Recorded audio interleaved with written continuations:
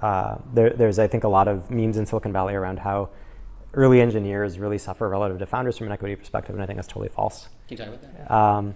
Sure. I think being a founder is a lot harder than people think. I think raising money is, despite the environment, you see all sorts of things not get funded today. And so I think if you've raised money, you've set direction, you've convinced people to join, you've actually already helped create something valuable. And you've created momentum in a certain direction. And often early investors will invest behind the person, not just behind the idea. And so people are betting on you. And I think that almost every founder I know eventually starts complaining about the fact that they're working harder than their employees. And I do think founders on average work harder. I think they suffer more stress because it's a really stressful job and you feel the weight of your employees' future lives on you. And you also shield employees from a lot of stuff that they don't see.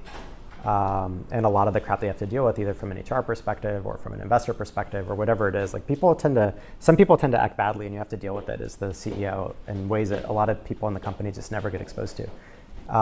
So I think it's more stress, you're taking on more risk, and you've set direction and people are effectively betting on you.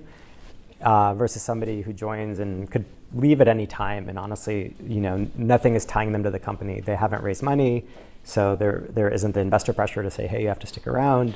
They're just not on the line in the same way. Yeah, it's funny. I actually didn't know that you thought that. I tweeted a similar thing out like a month or two ago, and the responses that came back was so fascinating because it's almost universally anybody who started a company agreed with it, and anybody who had not started a company, even if they were like full-time, professional, really good angel investors, basically disagreed with it. It was like so fascinating that it was like such a clear line between anybody who'd done the company said yes, absolutely. Yeah, it's a huge difference, and it's actually funny because I was talking to the founder of a company. He'd left a company that Facebook bought, and he was an early engineer at the company, and he kept complaining to the CEO saying, look, like, why are you getting so much more equity than me? I'm taking on as much risk, all this other stuff. And the CEO told him, you should go start your own company and see what it's like, and you'll realize that it's really fair. And so then he went and he started a company, and the CEO angel invested in it.